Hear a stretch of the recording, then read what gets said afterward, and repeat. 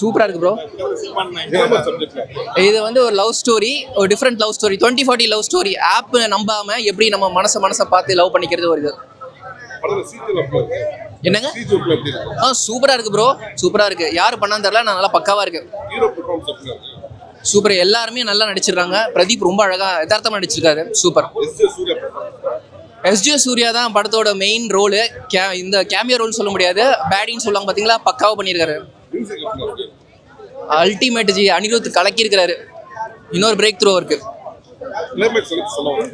Climax ஆக்சுவலா வந்து true love story. ஆக்சுவலா ஆப்லாம் நம்பாம நம்ம மனசு லவ் பண்ணிக்கணும்.